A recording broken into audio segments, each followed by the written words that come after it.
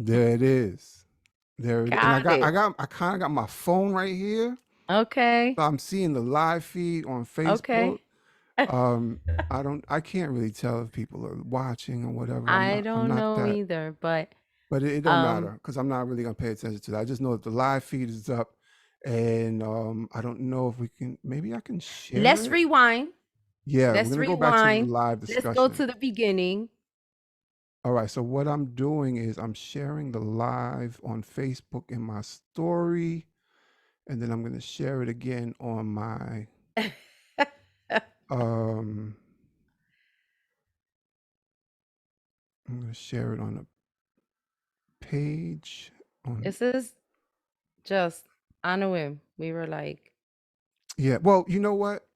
We were trying to set this up last time, and right? I was like, I totally forgot that you had this premium Zoom subscription that has those, because I was looking in my Zoom account, and I Mm-hmm. recognized that I wasn't able to use the live feature because I had, a basic rando account, a free account, because I'm not a boss like you are. So um, so I was coming up with all these different ideas of how to live stream it and record it and all, and this is just so much, Right. and I totally forgot.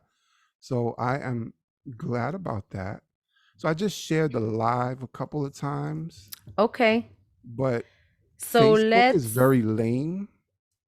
Facebook is lame. Like you can't like people will see this, like what I share 2 days later. Like it's just like, I don't know. Facebook is oh, just all jacked up the way it's showing one person on,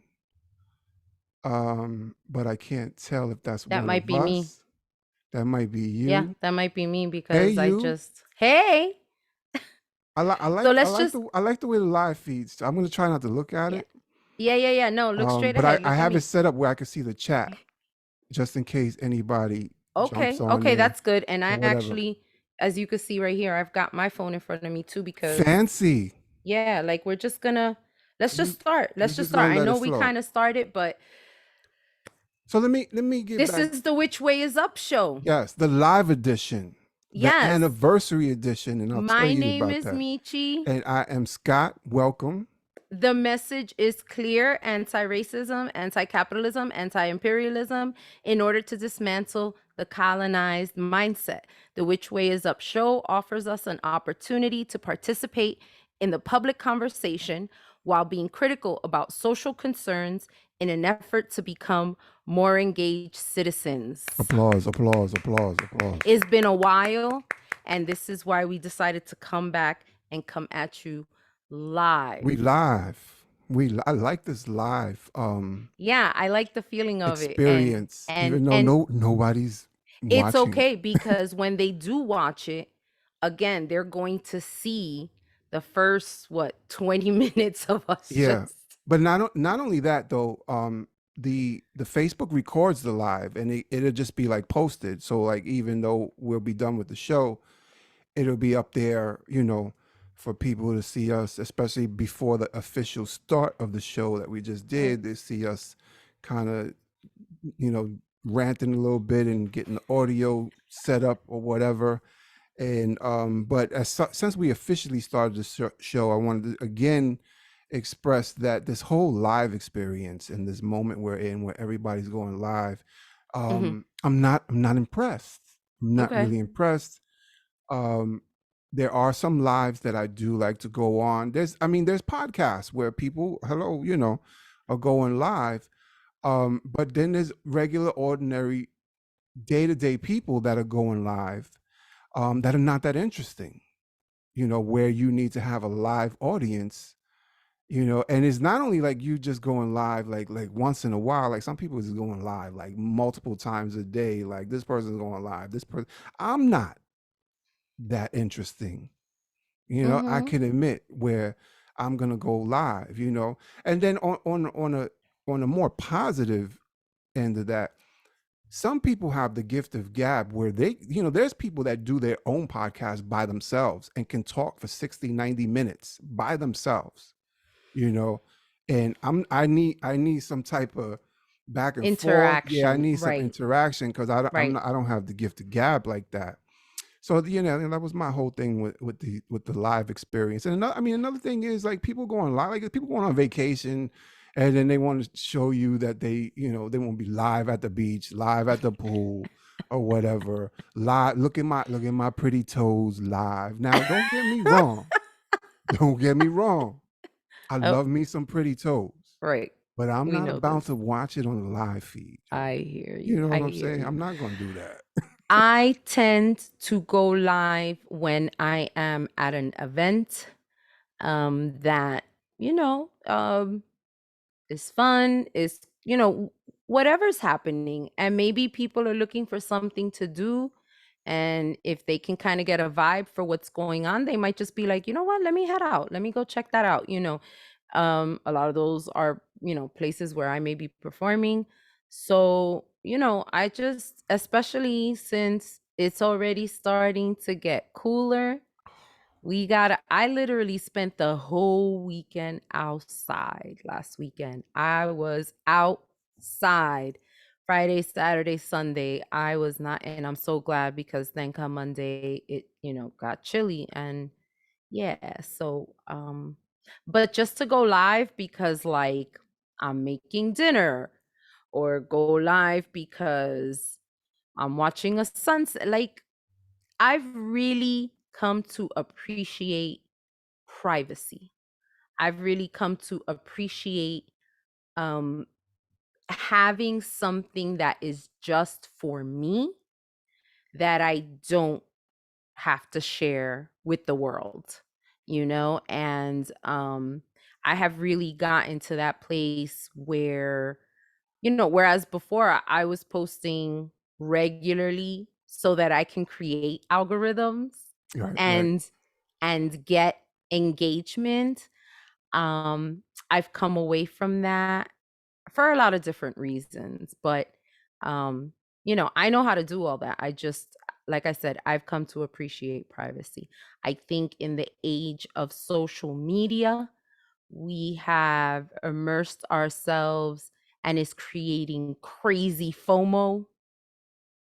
And I'm just not interested. I'm more the JOMO type, the joy of missing out, as opposed to Oh, because the I was fear just of I missing. was just getting ready to say what the hell is Momo? Jomo? JOMO is the joy of missing out, as opposed to FOMO, which is the fear of missing out. So, Oh, I am Jomo oh all yeah, I motherfucking know day. you've been JOMO for a while. I'm introvert extraordinaire, and I'm very happy with that because people suck.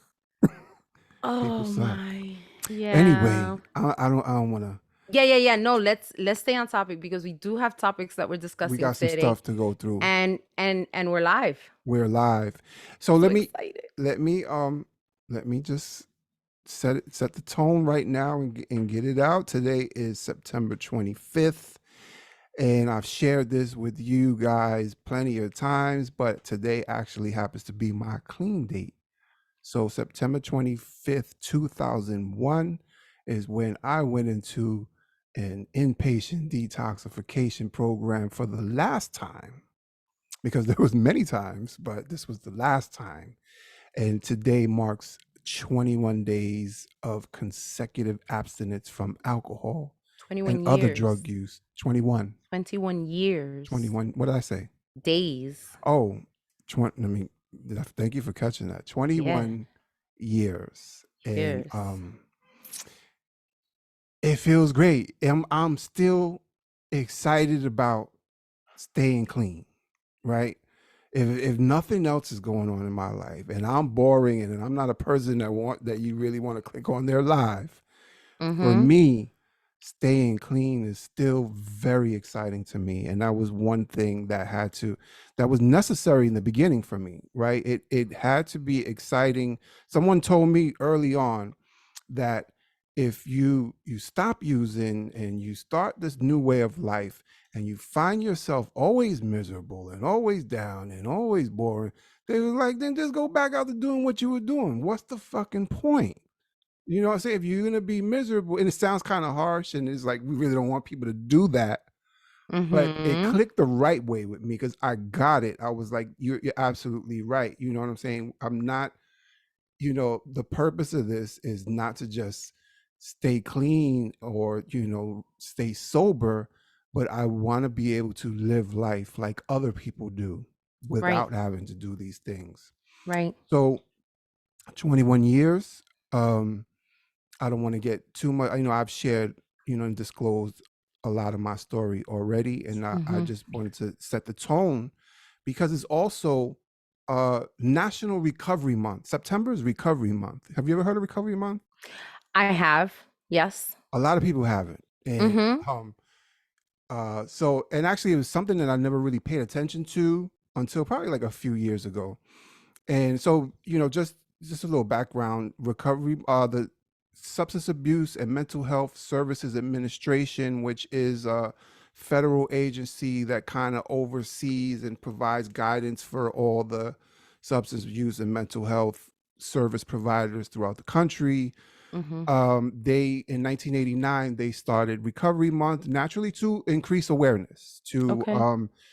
especially since everybody knows what drug addiction is like. Everybody knows the horrors, Right. everybody knows a friend, a family member, or has personal experience. But it was necessary that to start raising awareness about recovery, like, Right. to let people know that there is another side to this, there is a brighter side, there are some success stories. Right. They started the recovery month. Um, it's been my personal experience that a lot of people that are in recovery recognize recovery month, but it's not such a big thing Right. because most of us who subscribe to a one day at a time philosophy, every day is a cause for celebration. We recognize recovery every day. And then on days like today, which is the clean date, we do a little extra, or there's a little more extra involved as far as the celebration and, just sharing with people or whatever. So I've been, but one thing about Recovery Month is that service providers make a big deal of it. And Mhm. it's great for some of the substance use, alcohol, and drug treatment programs that, especially inpatient and residential long term, it is good to have activities, especially around Recovery Month. So some of the common activities are it could be anything from cookout barbecues to recovery walks, marathons. People sponsor this, and that, but it usually involves service providers. And it got to the point where a few years ago, I was in a meeting, and it was Recovery Month, and they were celebrating Recovery Month, and it was all about the service providers, and Mhm. they and if I'm not mistaken, I did what I usually do, and I shared in that meeting that it's unfortunate that the service providers hijack Recovery Month every Mm. year, because Mm. because Okay. because when as a and I'm not to be mistaken, I'm also a service provider, what I'm saying? Right. So I'm not speaking just from my recovery hat. I'm also as a service provider, so I have a good understanding and observation of how it is. And it's so when it's with the service provider, it's naturally is talking about the service, so it's focusing on the illness, what I'm Mhm. saying, which needs the service. It's not so much, in the later years, the services expanded to include uh peer recovery specialists and recovery coaches to focus on the recovery. But like this year, you know not my agency particular, but the agency that we're contracted under, like their focus is going to be overdose awareness, like, Mhm. what I'm saying. So Right. and then I've been asked to prepare some talking points to as part of the workshop that's going to be Right. going on. And I'm like, the last time they said I got a little too passionate, and I had to have a talking to about what I said in one of these meetings. So, I'm probably not going to prepare anything, and I'm just going to be listening. And then when they call on me, I'm going to be like, kind of just like, thank you, and everybody. whatever, like just some bogus, celebration, greeting or whatever. And then I'm gonna say, and I'm just listening. Thank you. And I don't think you should do that. why? I think that you should share what you just shared with us, that now you said Recovery Month was started in 1989. Yes. Wow, that's a long time. Yeah. So for a lot of people to not know about it just goes to show where the focus is. And the focus is on the addiction. And while that is important, you know me and my spiritual practices and my beliefs about how you are what like thoughts become things. And so especially as a service provider, I would think that it's important to keep at the forefront, and that might be difficult to do when you're dealing with the population that you're dealing with. And I'm not always speaking about whoever your um cases may be, the clients and the like. When I talk about who you're dealing with, I'm also talking about the politics and the administration and all that Right. stuff. Right. So it gets difficult, I'm sure, to keep at the forefront that the reason why you're doing this is to get people to recovery. um but you would think that the focus would be recovery, and so as a result it is patient centered or client centered. But as a service provider, it's also important to keep at the forefront why you do what you do. And then there's always the self-care piece of that. But I think that what you just said about how recovery month has become about the service provider is important, because fine, go to your barbecues and celebrate what you do, but don't lose the focus of why you do what you do. And again, focus on the recovery. Let this month remind you that it's about the recovery, because it's easy to drown in, I'm dealing with addiction. You know what I'm saying? Right. And that's not what you're in the business of. You're in the business of recovery. So I'm just going to challenge you to not do what they want you to do, because that's not who you are. I'm going to challenge you to just kind of say what you just said and be like, let's try to shift our focus back to what this is about and keep it at the forefront.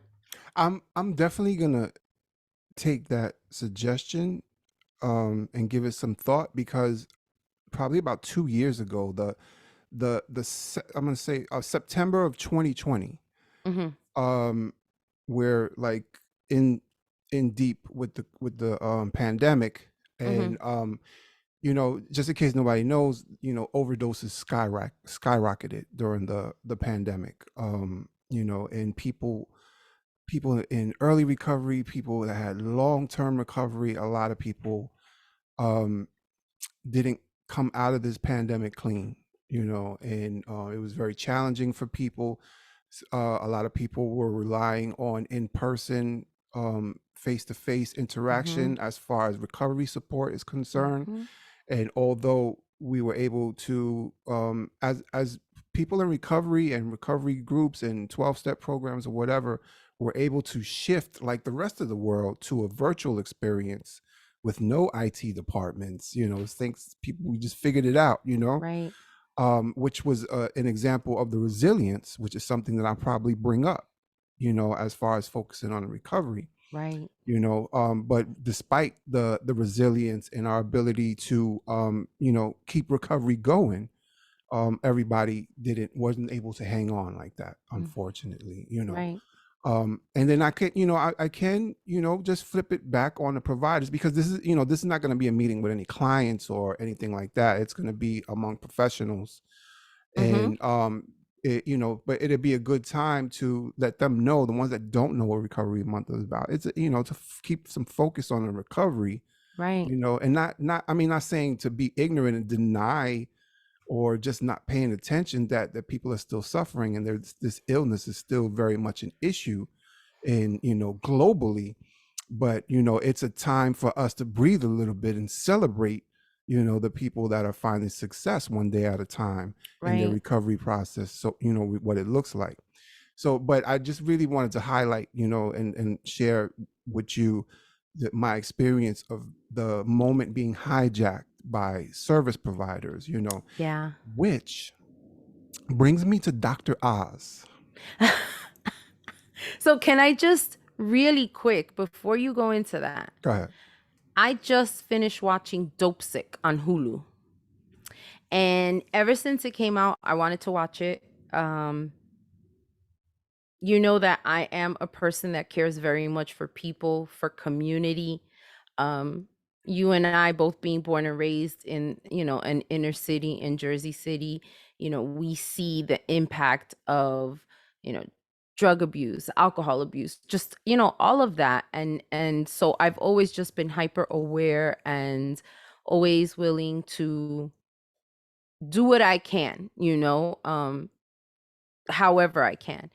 And so I watched Dope Sick and it got me really angry to see how greed created this opioid epidemic in the country, including for the healthcare workers, doctors who were basically lied to, who ended up giving this to their patients. And, in the dramatizations that they use, this, it was like a small town doctor, because one of the areas that they tested it was with the coal miners, right? Up in the Appalachians. And you're talking about working class, which is always the they Always. always go for the working class, for the poor man, poor people just trying to work and like make a living and survive and eat and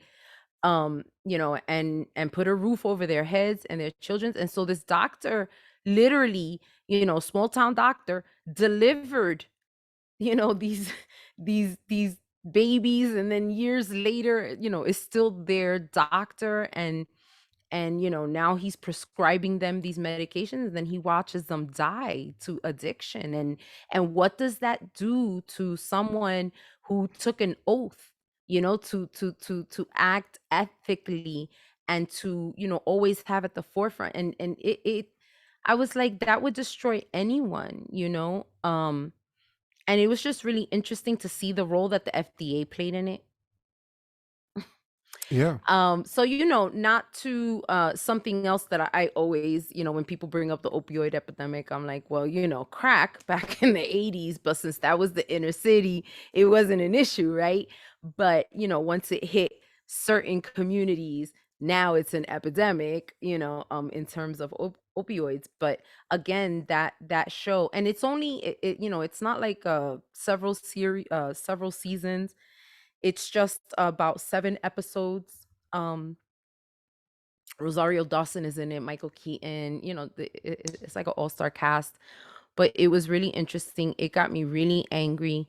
And Yeah. so, for anyone who is, along the lines of, recovery month, I know it's a focus on addiction, but to see how even government agencies they didn't get it right.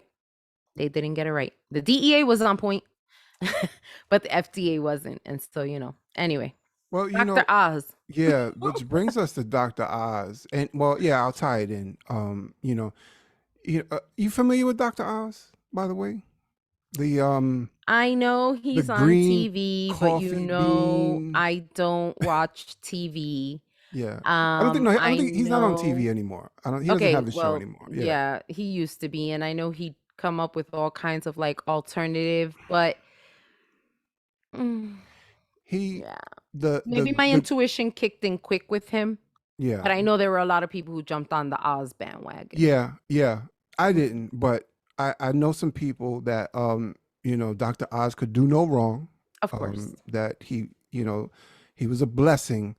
But he was a green coffee bean diet supplement hustling scam artist. And that's been proven, where he scammed people, and his show was probably a big way, that he caught people's attention, where he was Mhm. able to profit off of people's suffering and their misery when it came down to people dealing with obesity and weight loss. I mean, being overweight to the point where even it would be life threatening. So but I don't know if you know what's going on with Dr. Oz now. So apparently he's running for U.S. Senate, representing the state of he would like to represent the state of Pennsylvania. And the problem with that is he lives in New Jersey. And but Wow. apparently he has a Pennsylvania address, and it's been said that he just recently moved in there. He's not from Pennsylvania, that's for sure. Like and I shared a clip with you earlier of he it was a clip from 2000. Well, part of it was from a clip from 2017 where he was in Philly shooting a documentary or a little docu series or whatever, talking about the opioid crisis and particularly in Philadelphia. And there was a clip of him, like he's under a bridge where in that area it seems that where a lot of people go to shoot heroin, they sleep there or whatever. And it was the commentators in the clip that I sent you, they had an issue with him. It turned out that one of the reporters years later, currently now, disclosed that he paid people under that bridge to shoot heroin on camera for him. And I'm not that's not necessarily uncommon. Yeah. I was When just going to say yeah, that cuz it's not. I It sound feel like. Go I ahead, I'm feel sorry. like there's a lot of talk shows that they'll be like, "Watch this clip." And I'm just like, "Okay, yeah, maybe you were able to get that footage, but Yeah, and this is why I don't watch TV because yeah. I'm just like, it's acting, people." If you think of it like this, if you've ever watched, and there's plenty, documentaries or investigative reports Reporting. in Mhm. reporting involving addiction or whatever, and they have actual people, not actors, smoking or shooting drugs on camera or whatever. It's safe to assume that those people are not just doing that for nothing. You know what I'm saying? Mhm. Because when and they're always dealing with people that are really deep into their addiction. We're not talking about some people that use on the weekends or after work when they get their pay. We're talking about people where their whole life is centered on getting and using drugs. And that involves a lot of guilt and shame, and it's a very humiliating experience, right? So to be to want to volunteer and agree to have that put on camera and be interviewed, you better believe like that person's Yeah. been compensated somehow, whether it be Right. drugs directly, drugs and money, or drugs money with the promise of getting them into a program Right. afterwards or whatever.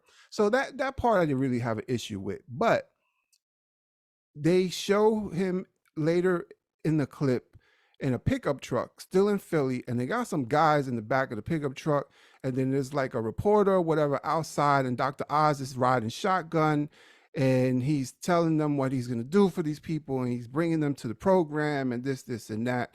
And you know what? I'm not fucking impressed with that either, and I'll tell you why. Places like Philly, major cities, big cities, Philly, New York, Chicago, LA, Oakland, whatever, um, have a lot of services, right? A lot of Mhm. services, right? Mhm. These are the places that are just flooded because it's needed. Right. So there's a lot of services, and a lot of people that have been using drugs for a long time know where the programs are. Yeah. They know where the programs are. Some of them have more resources than the service providers do, right? They know, especially in New York, because Right. that's where I'm credentialed. That's where my work is done in New York, and plus a big part of my story is in New York because we're like right across the river. Right. So I'm not impressed with that. With your resources, your money, with the TV, with the media, whatever, and you're talking about you're going to take this person to a program. That I'm not impressed with that. Right. Especially now where I'll give you an example where my kid's mom. Her job, what her function is, all day, every day. She's on the phone with clients. She's on the phone with programs, and she's also not on the phone, but coordinating Uber to drive people and set it up. So I'm not impressed with that, and that was for the show, to show. And now we fast forward to 2022, and Dr. Oz is running for the Senate, and then there's another clip of him recently on the campaign trail, and he's talking about Philly again, because he's running in Pennsylvania. He's talking about Philly, and he's at a rally, and he describes what's going on in Philly, which is bad. Let's keep it up front. It's really Mm-hmm. bad, right? And we're seeing clips on social media, and he describes Philly and what's going on in Philly as a bunch of zombies walking around with needles in their necks, right? And as he says this, the background image, the people that are, set up in the background for reaction and emotion, first of all, they're all from the dominant group. They're all middle age and up. And the looks on their faces of disgust, and they're shaking their head. It tells me that the message they got from him was that these people, the zombies, are undesirables that Mm-hmm. need to be removed. Mm-hmm. They didn't, and you could just see the smugness, I'll post it. You could see the smugness in their faces, and those people aren't from Philly. You know what I'm Right. saying? Those are people from the Of outskirts, and course. and the burbs and the rural They've area. removed themselves Right, from all of that. or some of Right. them have probably never been to Never been Philly there. and don't have Right. any type of concept or any type of idea of what the culture of Philly is like anyway. Right. You know what Mm-hmm. I'm saying? And the truth of the matter is, he's a Republican. He's running as a Republican, and he has no chance in Oh. Philadelphia. His focus is not getting votes in Philadelphia. It's in the outskirts. I gotta tell you something. I'm sorry. I I will. This goes back to the Breathe, whole. breathe. As someone who tries to live a holistic lifestyle, how I think, how I eat, just, how I live. My holistic lifestyle cannot reconcile with Republican values.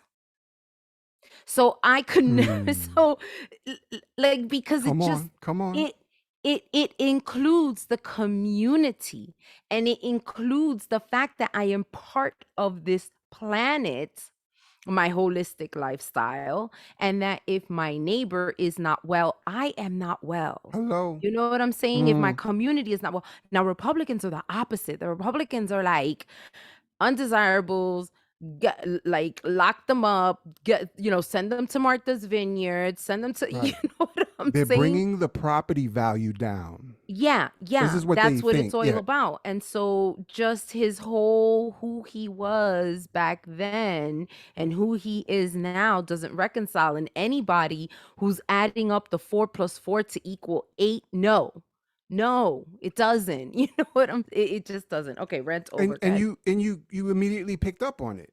You know what I'm saying? Because and I this is why I mentioned it, because Dr. Oz, a doctor, right, is probably trying, not probably, he part of the scam that he's running now, despite, other than running for Senate in Pennsylvania and not being from Pennsylvania, right? The scam on top of the scam Right, is that, as a doctor, and as all his years as a doctor before he got into the whole show business part of it, right.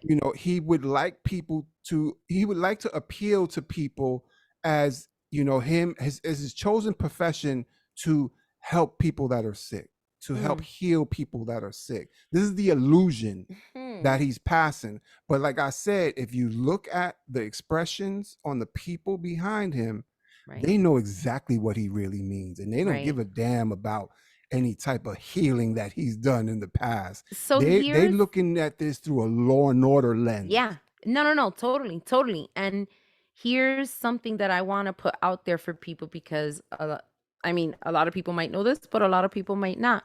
Just because you have the letters DR in front of your name doesn't mean that you know what it is to have a human being sit in front of you and that you've examined them and that you have, like followed. I mean, Western medicine is just process of elimination, but even from a, let's say, Eastern medicine point of view, a doctor who practices Eastern medicine will examine you. That is a clinician. Not every doctor is a clinician. Okay. And we see this when we see like people who go on to get a doctorate in English, in business, in whatever else. Doctor is in front of your name, but that doesn't mean you're a clinician. And so, if I'm not mistaken, he is not a clinician. Neither is Dr. Phil. He's another one. He's Not another a one. clinician. Never,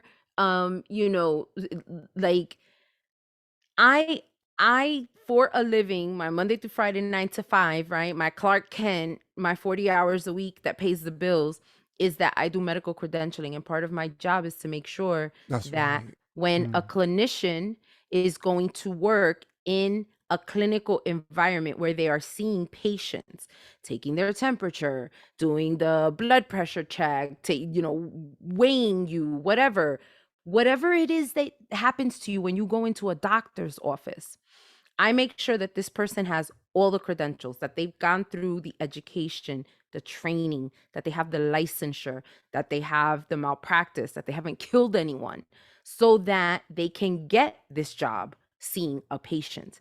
So I bet that if I were to look up Dr. Phil and Dr. Oz's credentials, they are not clinicians. Therefore, I rest my case. Well, I mean, even if they were, they know like those credentials have expired. Like they've gotten into the That's another business. thing. That's another Right. thing that we look at. If you haven't seen a patient, and actually the standard is uh well, it depends which standard. There's like 7 different standards, but I don't want to get. The standard is 60 days. If Mhm. you have not seen a patient in 60 days, so let's say you were working at a hospital and you stop working at the hospital, and then 60 days later you start working at a hospital, and you need to tell me what you were doing in those 60 days, Right. because that's considered as being out of practice. So even that, you know what I'm saying? Like you need to. So yeah, no, I'm sorry, but like I said, Dr. Oz, Dr. Phil, they're not clinicians. Right. So And whatever.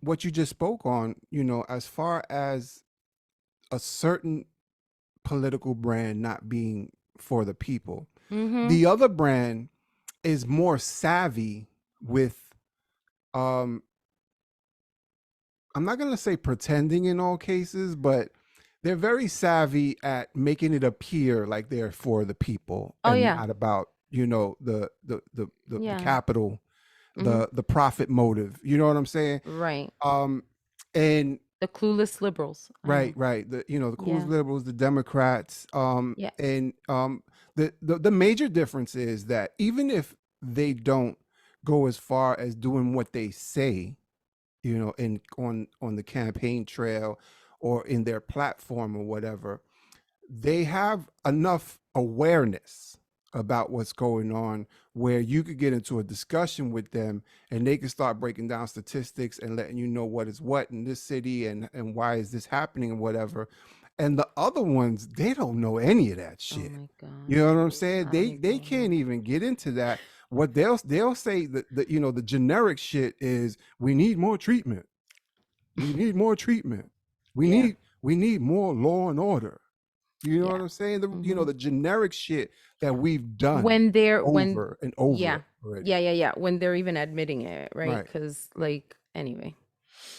So that was what I really wanted to get out. Like as far as the exploitation of people suffering from addiction, you know what I'm saying? Because For political gain. right, because addiction is political. I mean, I'm sorry, like I know a lot of people I know they don't really want to get into politics, and we don't have to talk about politicians, but the issue of addiction and drugs in this country and globally is very political.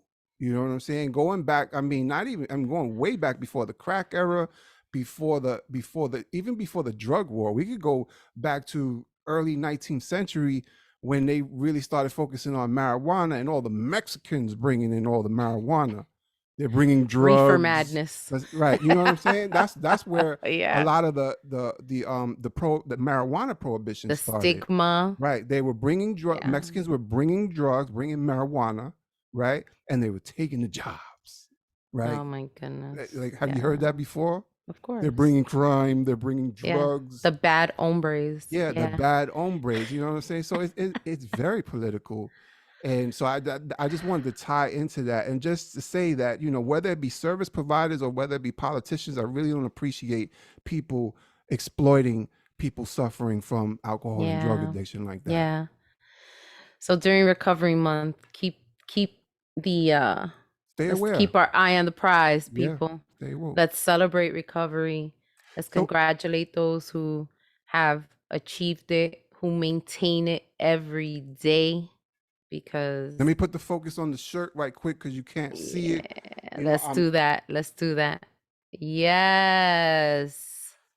So let me just explain before we move on. Let me explain what the shirt is. The shirt is it's an NA shirt I got from a convention, a New Year's convention in 2020. So it was January 2020, and then you can see it's an eye chart, Mm-hmm. and the whole thing was 2020 Vision Without Limits. That was the theme of the convention.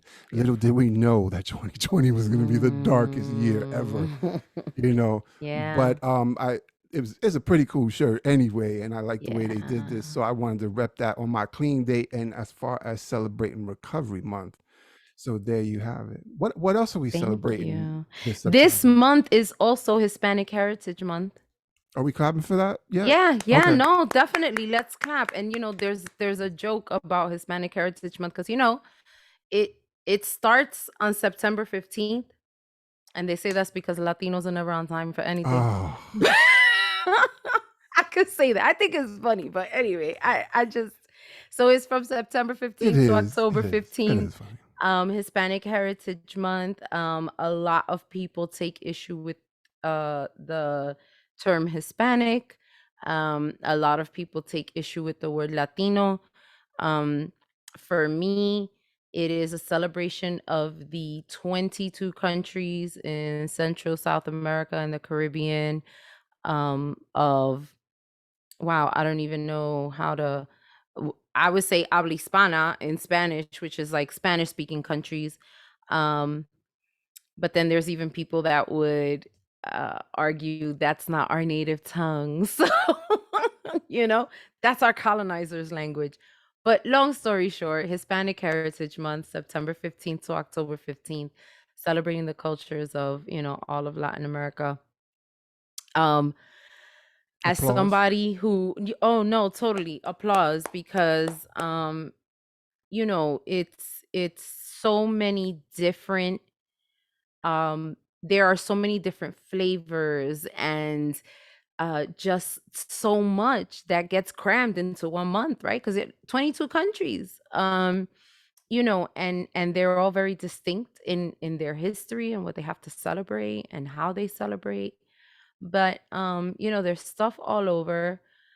As someone who does the music of Puerto Rico, bomba en plena, extremely busy, always busy from September through October because we get slammed because everybody wants programming for Hispanic Heritage Month. Let And me applaud you right quick. You just coming straight from a rehearsal, correct? To do the I show? All am. right, all right. I Applause, am. applause, Yeah. And it's funny applause. because we were rehearsing a new song and then I was like, I gotta leave at 4. I have a podcast to do, right? And then we had a couple, we did a couple more tries and then I don't know, somebody said something and one of the girls was like, guys, we have a podcast to do. And by we, I mean me, so it's like they're like, okay, let's wrap it up. Let's wrap it up.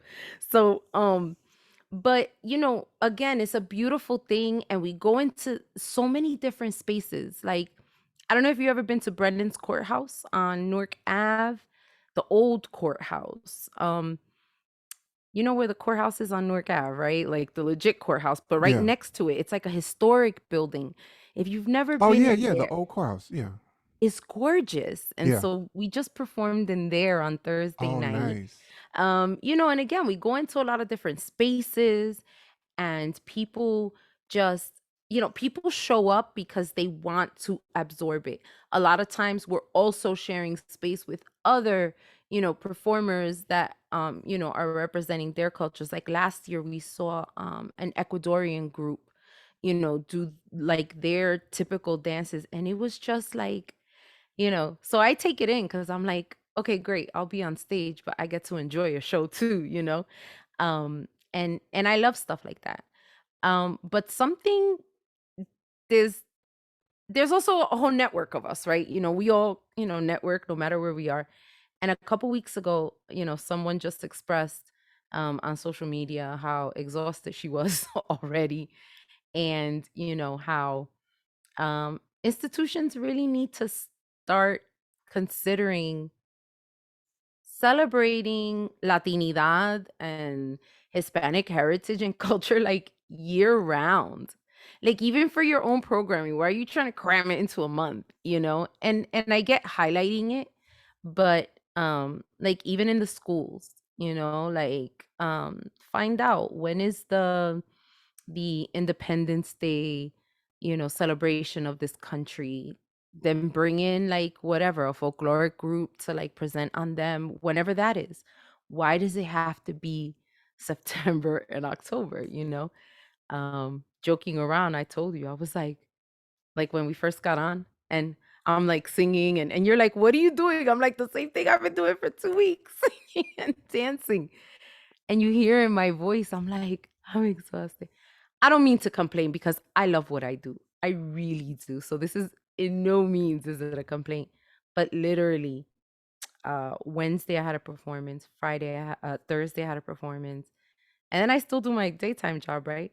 Friday I skipped out of a rehearsal because I literally logged out of work at 4 and went to bed, and I didn't wake up till 8, and then I had dinner and I went back to bed, but anyway, Saturday I had a performance.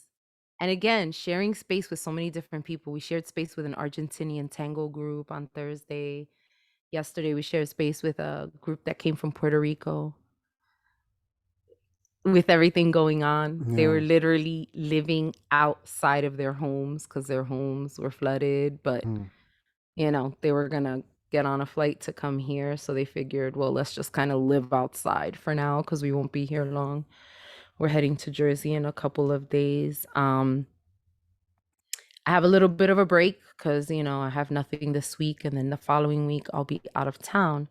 But then I come back to celebrate Biblioteca Criolla in Jersey City is celebrating its 50th anniversary. So we're doing that. And then there's a couple other things. But all this to say, all of you that are listening, if you are in any way, shape, or form involved in programming because you're the token Latino at your job or whatever it is that you do.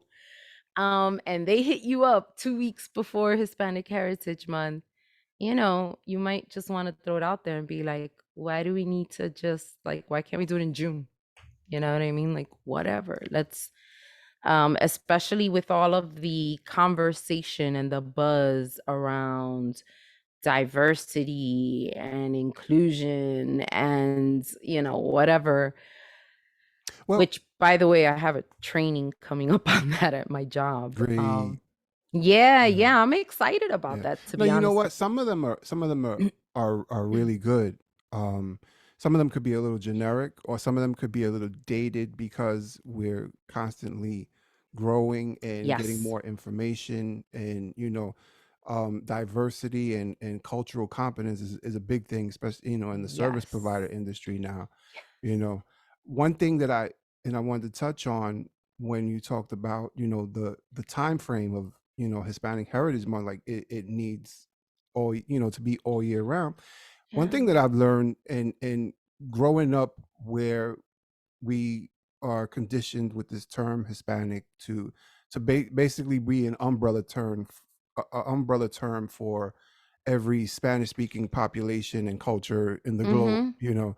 And then you find out that there's just so much more to it than that, you know. What, you know, as far you know, I mean, just not just Spanish speaking populations and cultures, but you know, there's stories involved and there's history Yeah. involved with every group Yep. in every part, you know. And I mean, just Puerto Rico and Cuba alone, you know, you can go all year round with Absolutely. you know, the Absolutely. history and celebrating and things like that. And that's just a small tiny piece as And far as Spanish speaking population yeah, groups around the world. and there are similarities. So, for example, if we could have a panel discussion with a Puerto Rican, a Cuban, and a Dominican, and talk about all things related to the cultures, we will find similarities. And that's why we often refer to ourselves as brothers and sisters or cousins, or because there are so many similarities, but we are so very distinct in our own way. Even when I think the most obvious way, and I don't know if everybody knows this, but for a native Spanish speaker, or even someone such as myself, where Spanish is my second language, um, I can hear someone speak Spanish, and more or less I can tell, like, where are you from? I can tell Cuban Spanish from Dominican Spanish. Um, I can definitely tell Mexican Spanish. Once you start to get to Central South America, I'm not as good as it, but like Colombian Spanish. Um, so even those nuances people don't get. Another nuance is how a word in Spanish in Puerto Rico does not mean the same thing Right, in right. Cuba. Yeah. So and so you got to be careful there, because you might be trying to just describe like a dish, but you're insulting someone, because again, they're the same word, just two different meanings. So there are those nuances, and yeah, to lump us all into a month just really is a disservice to the 22 countries that we're trying to celebrate. I Absolutely. myself have come away from using the terms Hispanic and Latina. If people want to know what I am, I'm Puerto Rican. Mm, I just, that's the country where my family is from. That's the blood that runs through my veins. Yeah, I was born and raised here, but I am Puerto Rican. Both my parents were born there, and that's where we hail from. That's where my ancestry is from. So, and even that, once I start digging deeper, there was the Italians and the French that came to the island, and that's in there too. I'm still digging. And in conversation with some people, other things opened up for me that um I had never considered, and that really have made my genealogy journey more interesting. uh when the queen died, right, when uh-oh. Queen Elizabeth died, i uh I just couldn't, like, I just don't care. I really don't care. I chose to focus on learning more about Prince Harry and Meghan Markle, to be honest with you. I really, when they left the royal family, I was like, those are my peoples right there. Like, I could, in my head, Harry and Meghan are my friends. So anyway, You know, um, before you go move ahead. on, Go ahead. just on the topic of the royal family and Meghan and Harry or whatever. Um, I remember when they were getting married, and you know, the big royal wedding, and I was in school. I was in class. Now, mind you, I'm in class. I'm Mm-hmm. in a I'm in a university in New York that is straight liberal leftist, and you know, we all. And I remember being in the class and they were just all talking about The they royal were just wedding. like having a round robin discussion about it, like in the class. And I'm like, and then they looked at me and they were like, "What do you think?" And I was like, "I don't care. Like, Yeah. I Yeah, don't yeah, yeah. really care." And it was like, I don't. Yeah. It's not that I don't care about them as people. Is that I don't care. I'm not impressed with the royal family. Right. You know, I'm not. I didn't stay up in the middle of the night to watch the wedding. No. You know what I'm saying? No. I have Yeah. some vague memories of um Prince Charles and Princess Diana, how big that was when we were kids or whatever. Right. And I just Right. literally don't care. And I remember Right. they were looking at me like, and No, I I was know. like, I don't, you know what I I'm know. saying? And that's been the reaction with a lot of people, and some people got into specific reasons why they don't give a shit. You know what Right. I'm saying? But just on a general level, like I don't care. First of Mhm. all, I don't worship celebrities in this country. You Mm-mm. know what I'm saying? I don't, Mm-mm. I'm not a fan, I'm not a fanatic for any type of celebrity. There may be some that I love their work and I'll support them, whatever, but I'm not a fanatic for Right. anyone.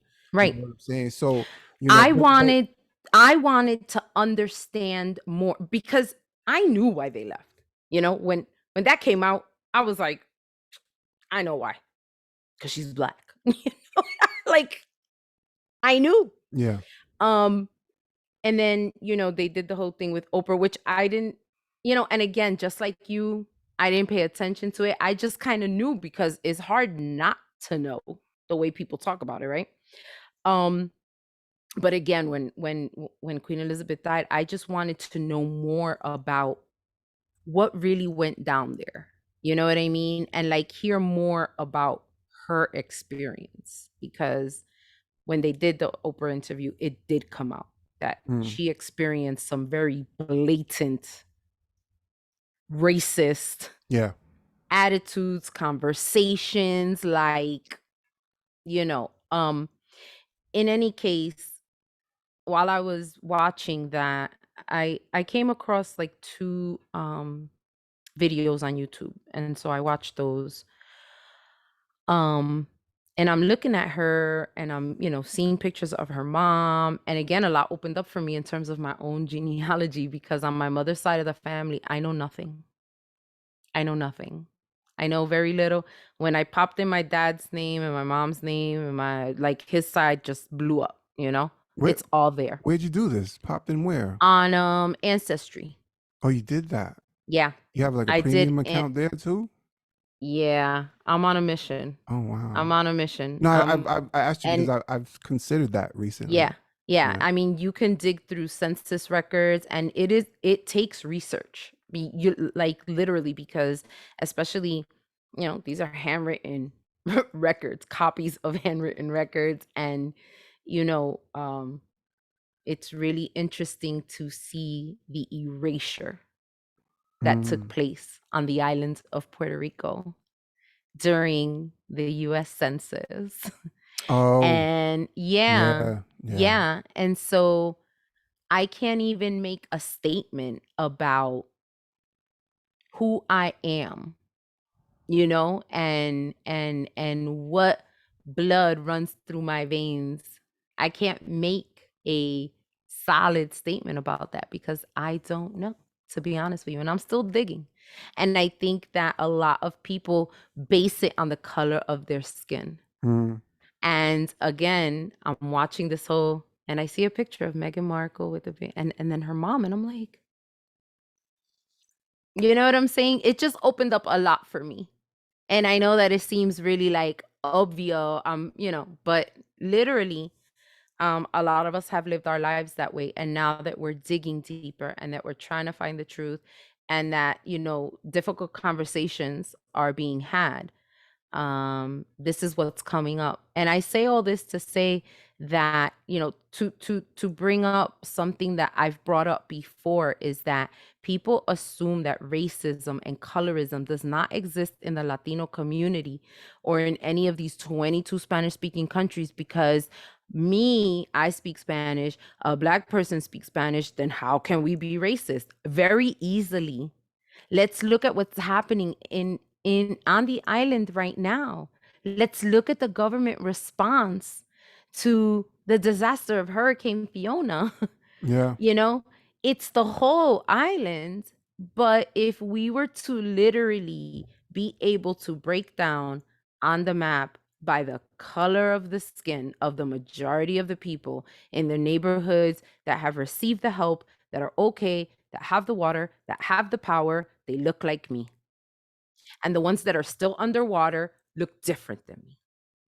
and it's wrong, you know? And again, I feel like racism and colorism gets dismissed amongst the Latino community, but it's so much worse as a result because it's still like hidden, it's not looked at, it's brushed aside. There's no way that could, but you're all Puerto Rican, how could you? Or you're all Mexican, how could, because there's black Mexicans, or Nothing to you're see here. all, no, no, it's not. Yeah. And and then you go to those countries where you have the indigenous populations that are still very present, Mm. Central South America, and that just adds a whole other dimension because they're discriminated against in ways that black people are too, and so um yeah, I Hispanic Heritage Month, it's great to celebrate, but let's as a people really look at how we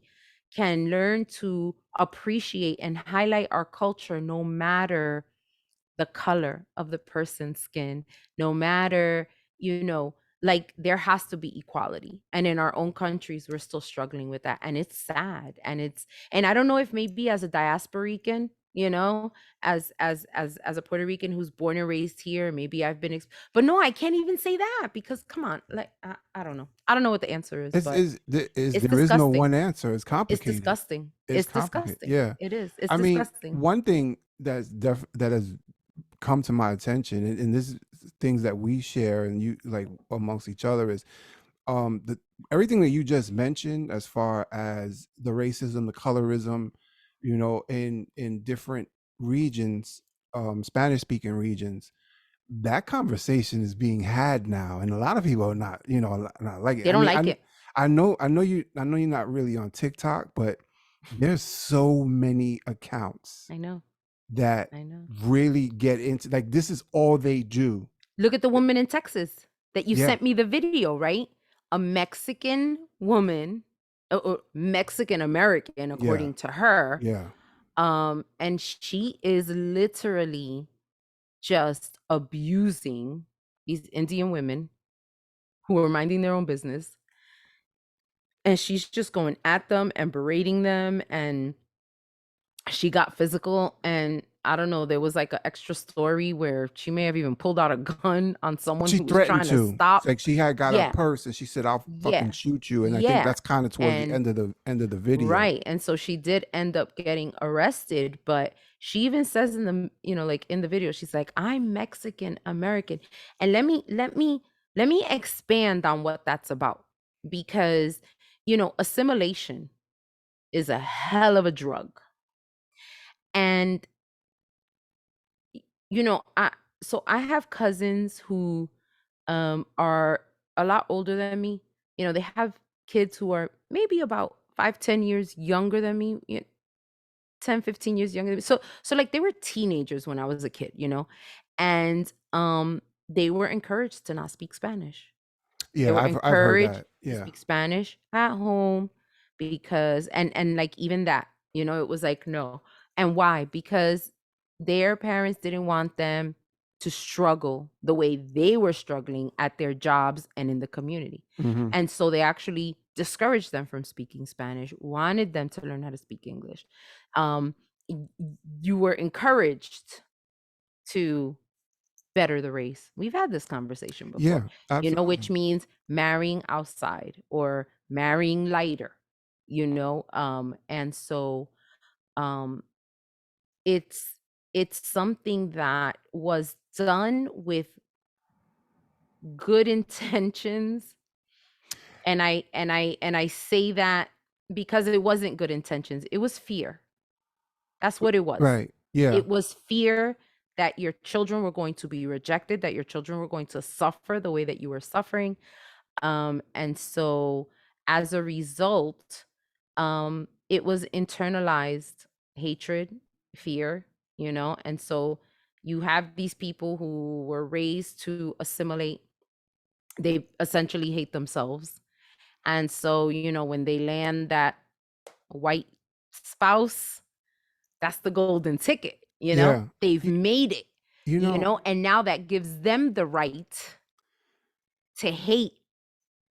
that's where it goes above and beyond. because what Mhm. you just described is definitely a older generation of people that want to make sure not only that their children are safe, but they're able to move up and have better lives Right. than they had, Right. and may have not possibly thought it out of what the consequences are of losing the culture as Yes. part of assimilating, um not even knowing the language, or the Spanish is jacked up in Right. in certain ways. And then there's been plenty of people that are just like laugh like, no, I don't speak Spanish, you know what I'm saying?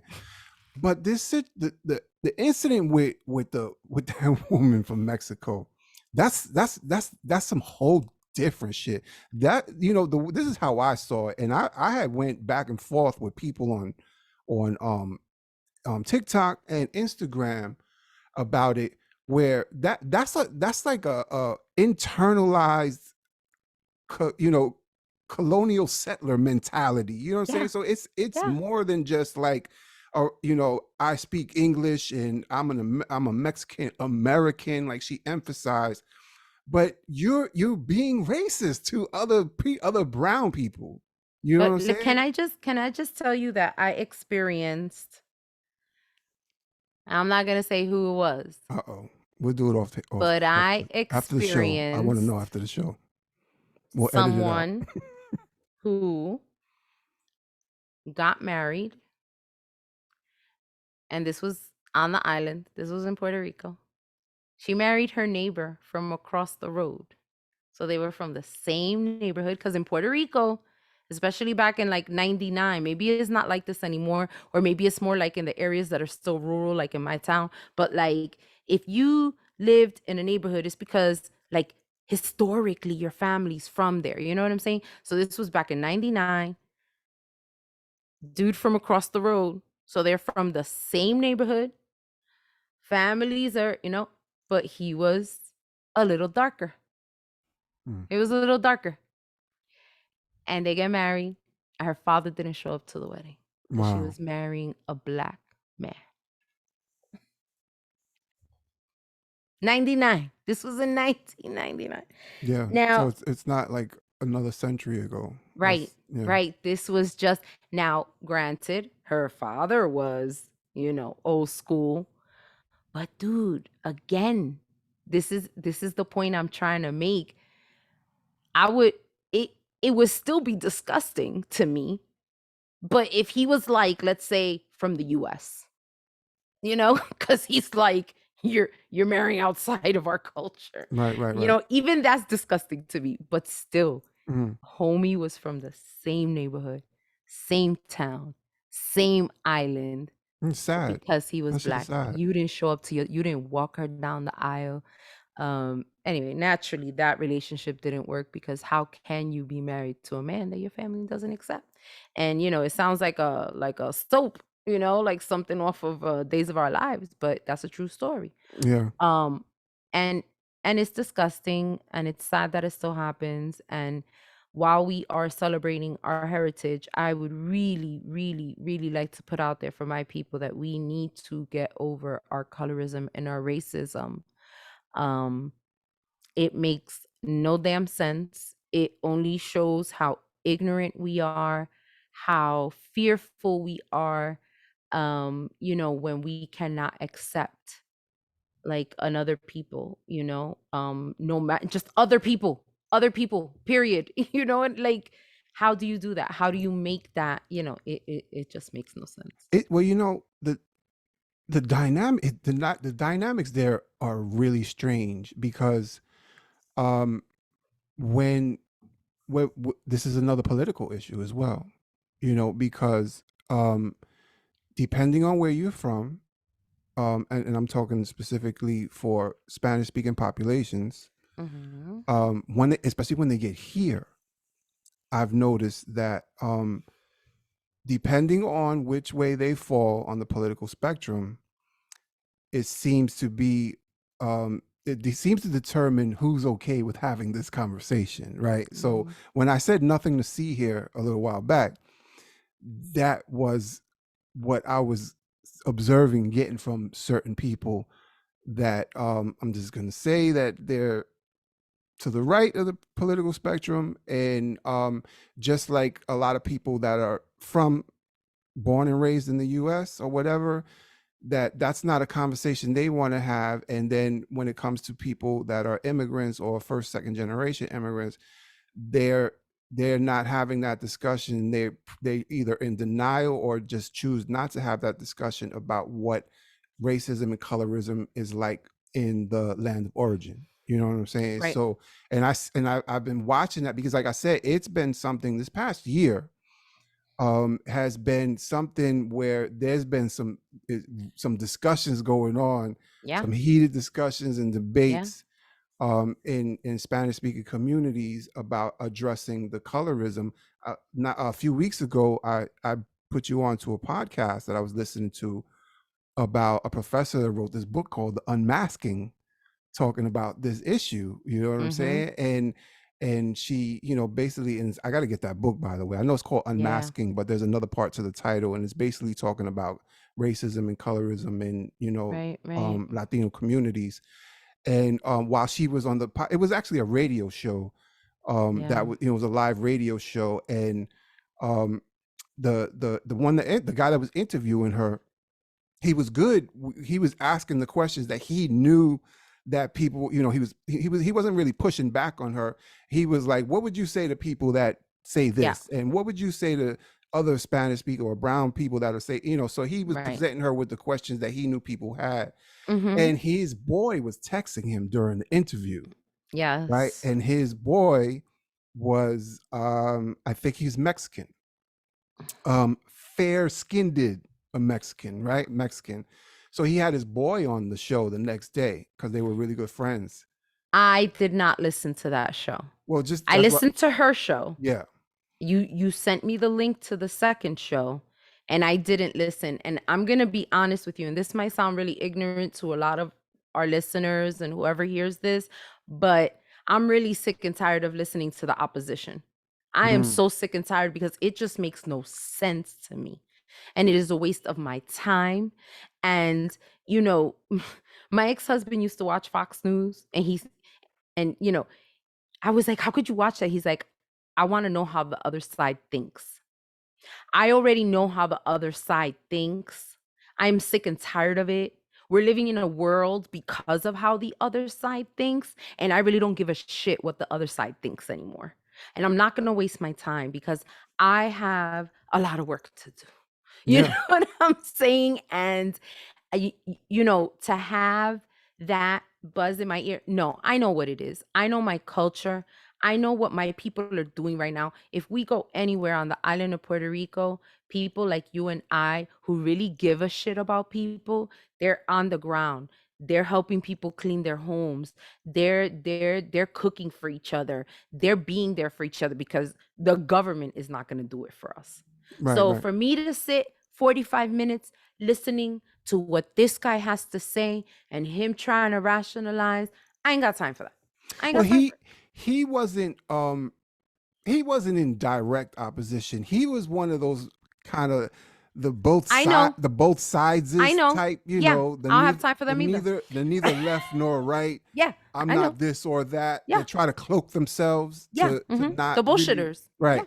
I know. And his basic argument was it was whataboutism. It was like, he had a problem with the title of her book, which was raw, is unmasking. This is, and he felt that put too much unnecessary attention on Mm, Latino communities, the Spanish speaking communities. And then he proceeded to say, well, what about this? And what about that? And then he brought it to the whole kumbaya thing. We all need to just blah, blah, blah. And it's like, whatever. that's all common sense shit. You know what Yeah. I'm saying? But what the professor was talking about and what the book is focusing on is the uncomfortable conversations, which a lot of people on the outside, that are Yeah. not from these places, that are not married to, people from these places, that didn't grow up like with me, that didn't grow up with, Puerto Ricans or whatever, that don't Right. really understand that how complex it is, than to Mm-hmm. just dismiss the conversation because we have other things going on. And Yeah. I totally disagreed with him. As smooth as he tried to slip in his opposition, like his argument was weak. Yeah, That's that's why I wanted another you to reason. listen It's to it. like, It no, was really weak, and he was sorry. dismissing her. You know what I'm saying? Now, mind you, this is her research, right? You know what I'm saying? She's Mhm. not. This is not something that she's saying according to my experience. This, no, this is an area that she's researched. You know what I'm Right. saying? And she just happened to be.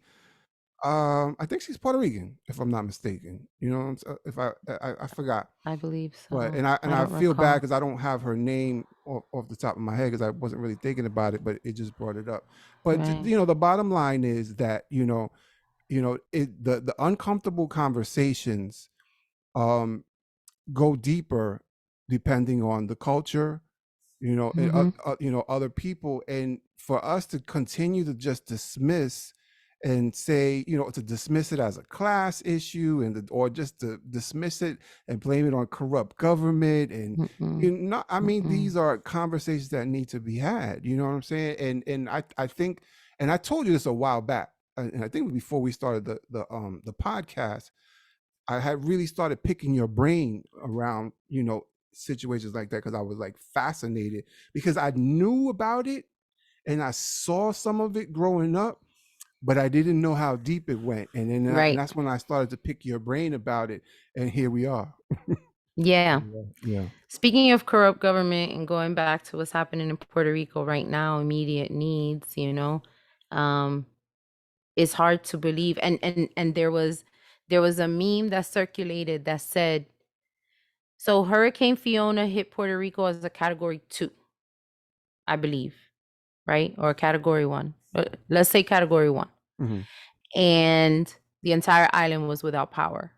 I think at this point, maybe 37% of the island has power, even though the governor said that by like Tuesday, all the power would be back.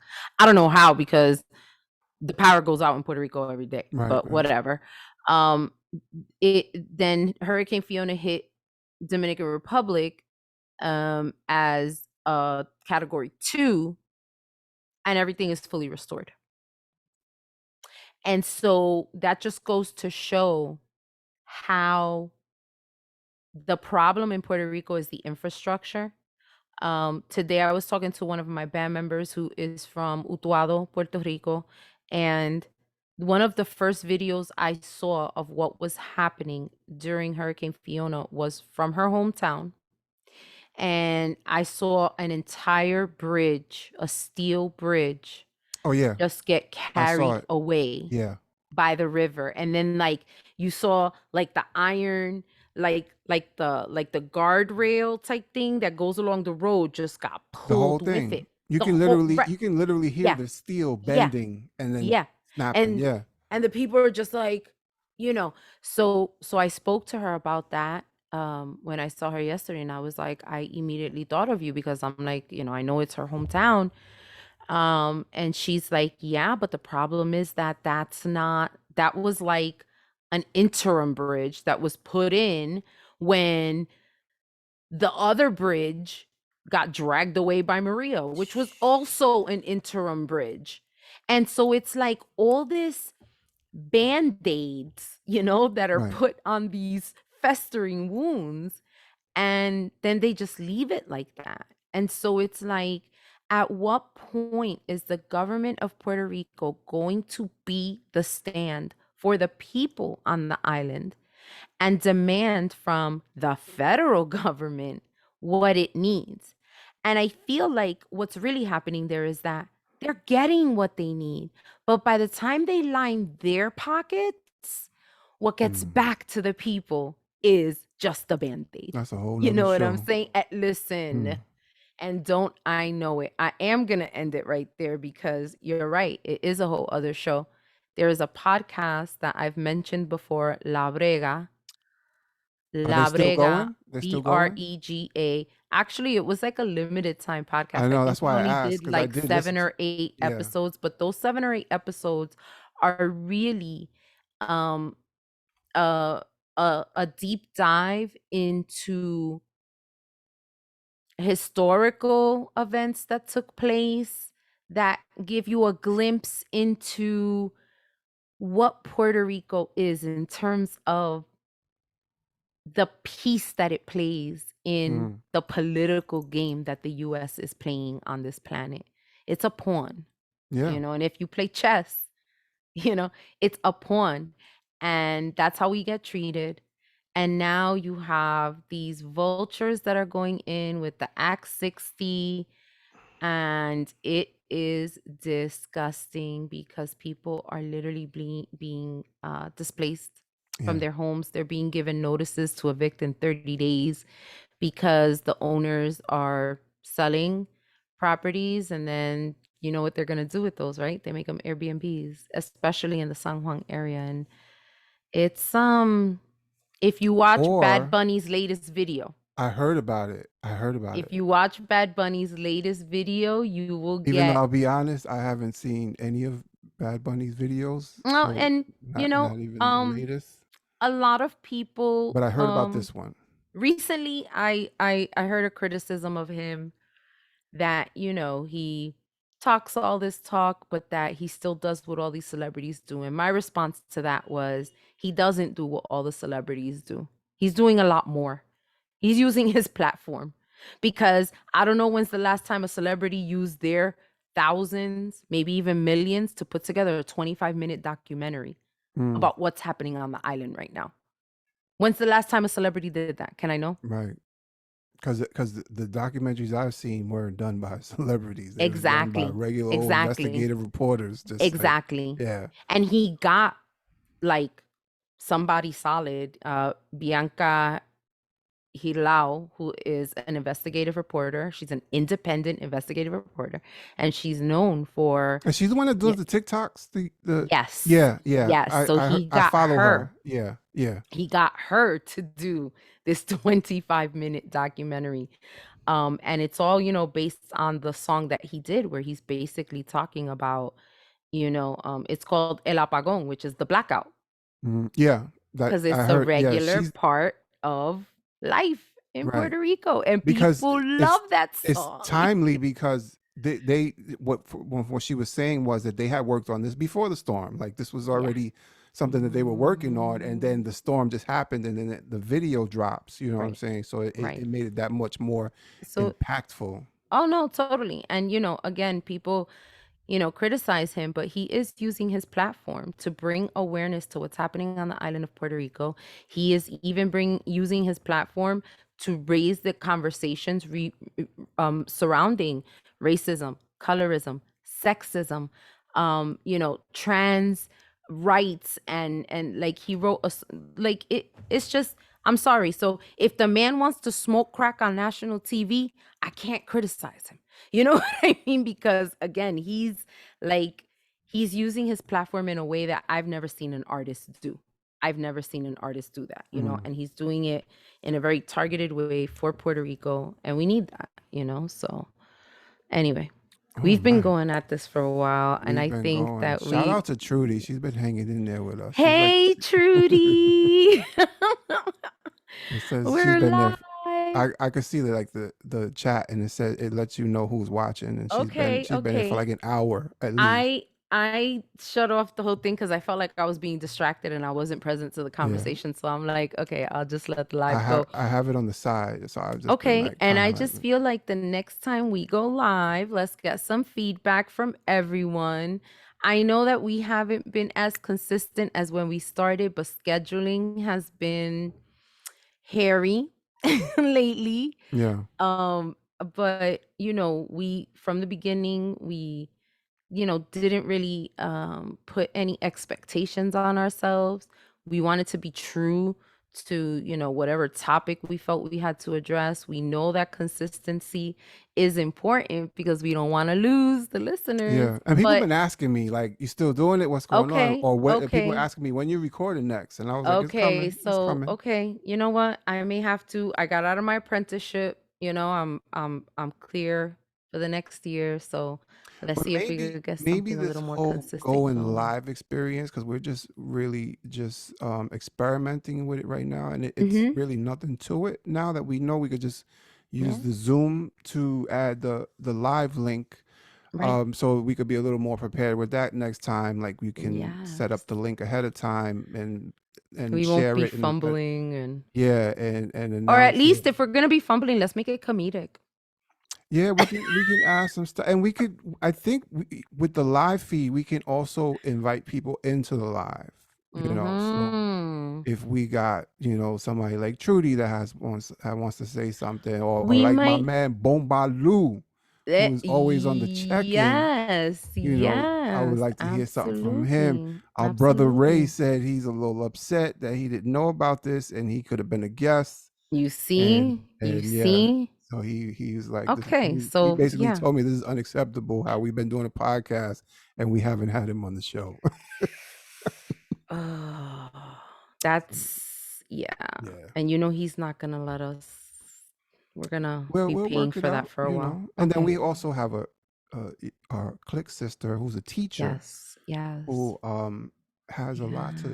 a lot to share about her I hear there's profession. gonna be a teacher shortage in the next year Well, there or already is. there I was already actually is. reading a post from that she shared about New Jersey, and because my understanding has been, and this is really in New York and some other places where um like tuition, like master's degrees or postmaster education or whatever for teachers, there's a lot of grants and there's a lot of forgiveness considering the teacher shortage.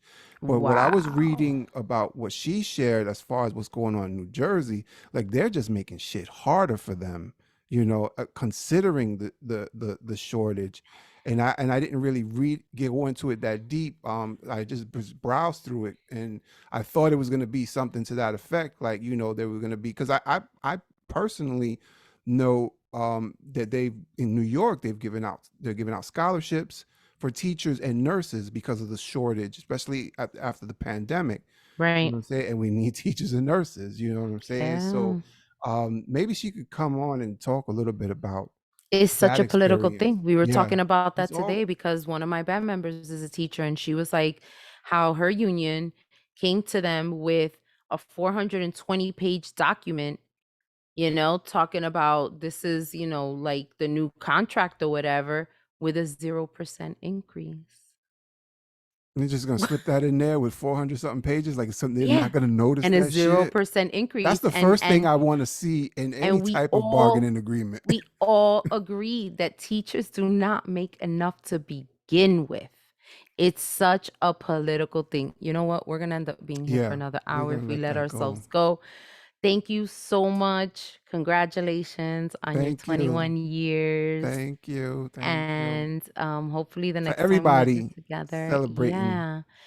If recovery, whatever recovery looks like to you, yes, because everybody's recovery process doesn't involve complete abstinence. I just want to make that clear as well. You know what I'm saying? That's my process, and that's what I recognize as recovery. But I'm also open that people have other processes and their recovery process looks different. So I just want to congratulate everybody that's on their recovery just for today. yay! I love it. I wish I could hug you. Hugs, hugs, hugs Hugs, hugs, through the Zoom. hugs. Thanks I everyone can't do too for much of a hug because you can't tell. I got like wires going on oh all my over. god, I know, It's me like, too. I got this. I'm but all I'm trying to keep the screen clear to make it look like you I'm were well about to have me organized. mic'd up to the lavalier to my phone too. I was like, Next, next show, we'll see if we could do an in-person live Okay. experience. Yes, See how yes, we that can goes. totally do that. And then maybe You we got want some to more go live space. on Instagram. Yeah, we could do that. We could Let's do, see. yeah, Let's see. live on The Instagram. possibilities are I have a endless. new setup here that looks very podcast friendly, I might Okay. say. And then you Okay. have more space now on your Okay. end, Yes, I do. so Yes. we can La sala is we could back, the get living room. the Chilltown bunker back up and running again for the winter, and the fish taco night. We could get Yes, that going in. yes. That's very important. I think that's why this hasn't been happening. We let the fish tacos go. Well, I've been having fish tacos on my own, but we could just I get had that fish bond tacos the going. other day. I had You fish see, tacos the other day. They you're were a so good. cheater. Anyway. You're cheating. You're cheating. I love you. I love Love all you our back. listeners. Thank you so much, you guys. And Thank you for the please, live experience. yes, and please send us, keep sending us your comments, your feedback. topics that you'd like for us to discuss that you think, we should look into, dig into, is probably somewhere in our brains. But, Yeah. again, this is really a lot of this stuff is kind of off the top of our heads and we just kind of go with the flow. So, Check the link tree, full of links. I think we said last time that Facebook is no longer hosting the podcast. no. But you can find us on all major podcast platforms as Apple, Google, Stitcher.